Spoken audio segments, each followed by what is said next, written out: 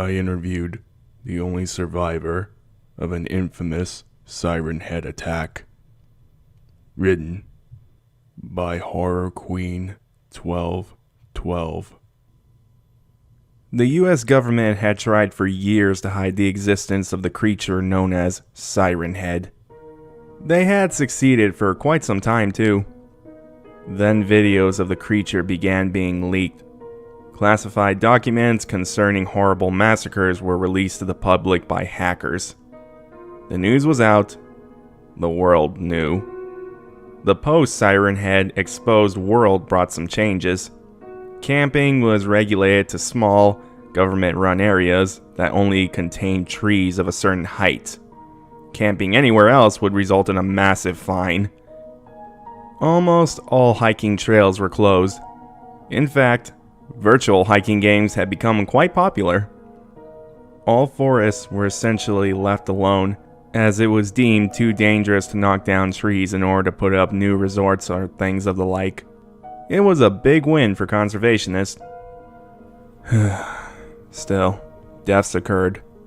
Adrenaline junkies and stupid teenagers no longer broke into old abandoned asylums, and instead went out into the trees. Foolish. But the public had grown truly obsessed with the mysterious creature, and different media outlets wanted to keep their viewers happy. That's where James Hanter came in. James was the host of a popular television show called Hanter Haunts, where mysteries come to life.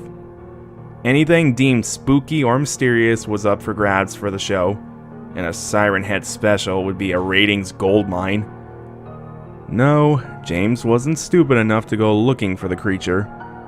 There were other ways to get the viewers they wanted. There were very few proven, documented cases of Siren Head attacks where a witness could be interviewed. The main reason was because Siren Head didn't leave witnesses when it attacked, and anyone claiming to have survived the creature was probably lying. Still, there were a few cases where it was known that a victim survived. One was the Lydia Johnson case. The attack had happened over 60 years ago, and though the basics of the story were well known, Lydia had never agreed to an interview to discuss the details of her ordeal. At least, not until now. Lydia lived in a psychiatric hospital called Oak Creek Hospital. Her diagnoses were never released to the public, but she was deemed in a strong enough state of mind to do the interview.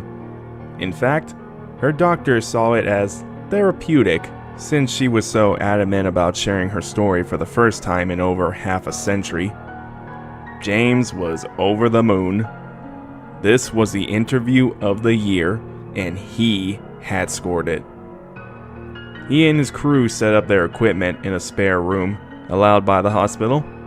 3 chairs were set up, one for James, one for Lydia, and one for her interpreter. You see, Lydia had been born with a rare condition that left her without eardrums.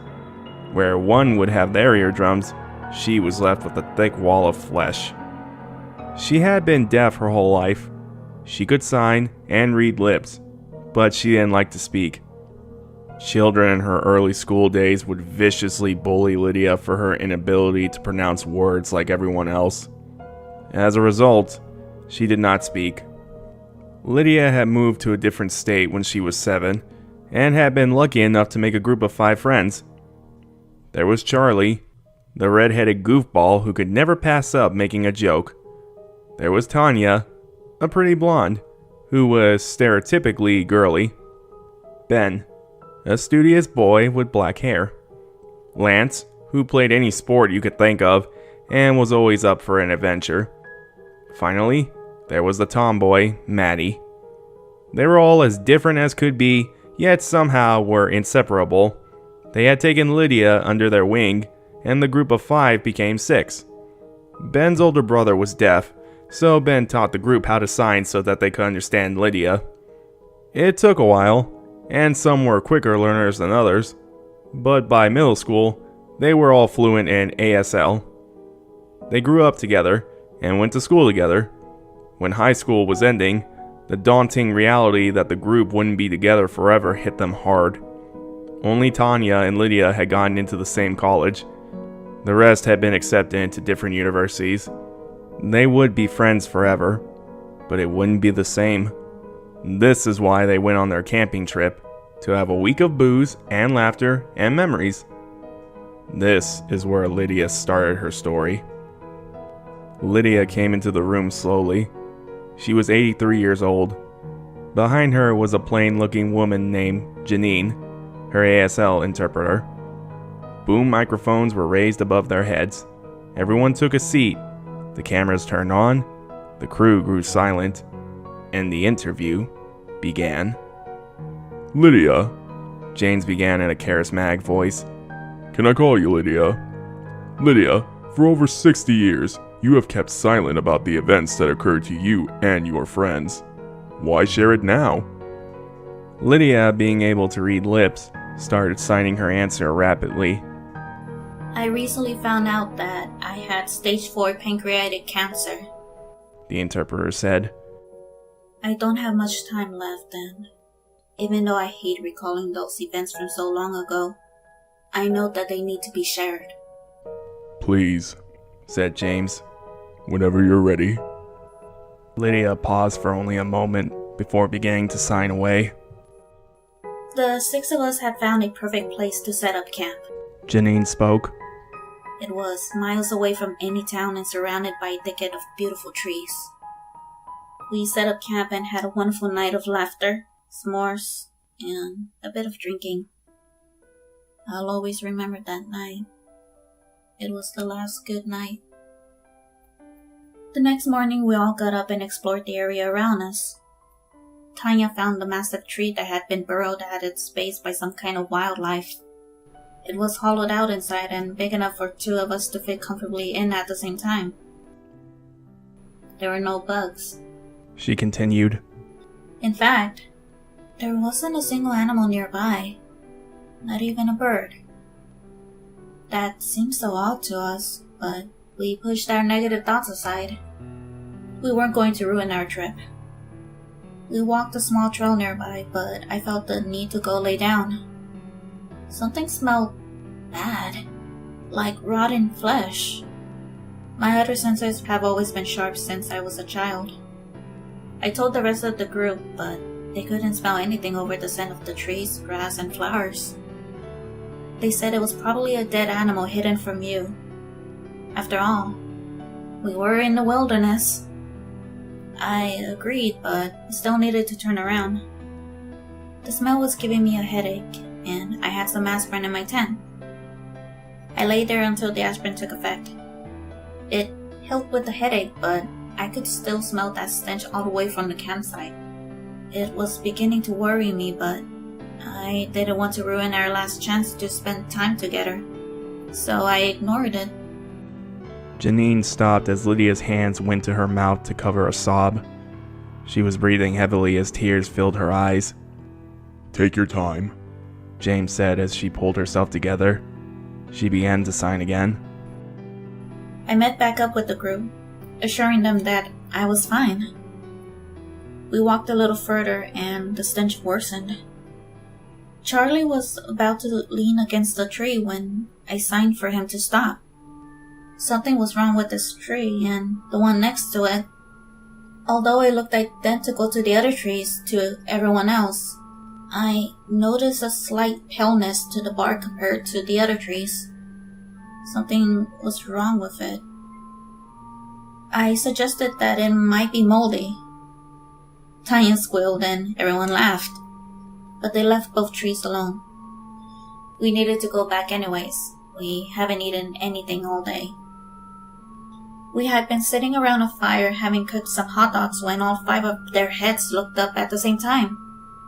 They all claimed that they heard a little girl saying something. They listened for a moment and then suddenly they jumped up. I could see Maddie was saying that the girl was calling for help. Everyone started running towards the trail we had walked down earlier. I followed along, looking about wildly when everyone seemed to slow down. They were spinning, looking in all directions. Lance noticed my look of confusion because he said, It sounds like she's right here.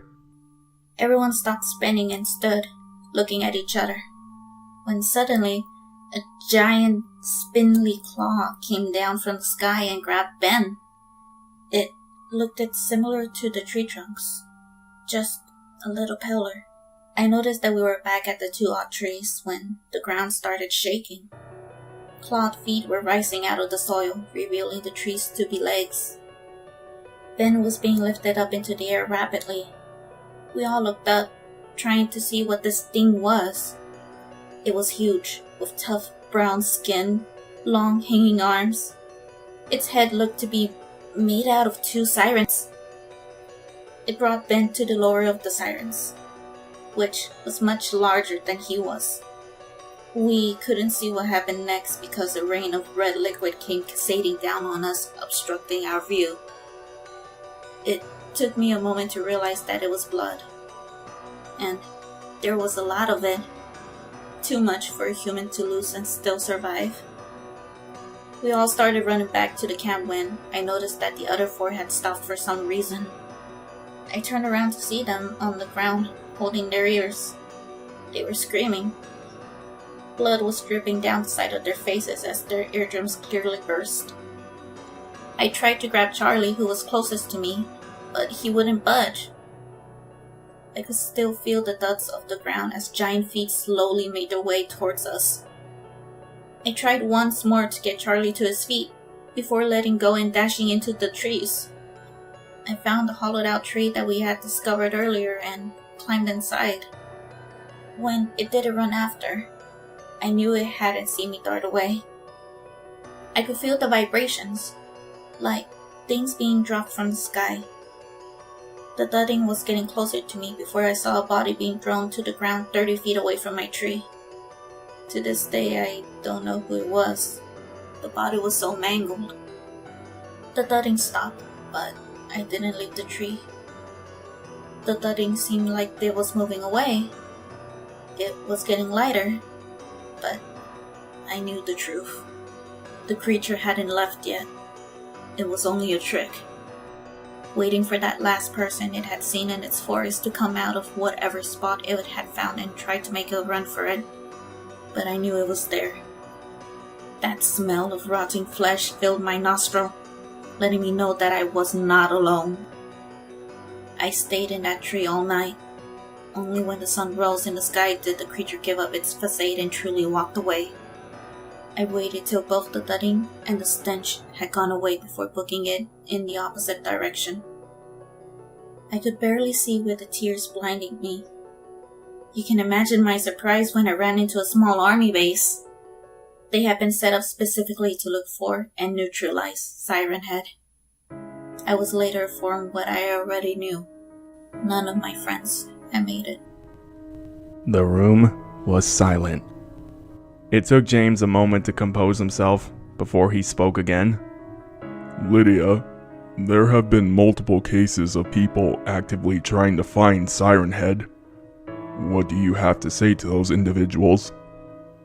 Lydia Johnson spoke the first word she had spoken since she was a child, and the last one she would ever say in her life. Don't.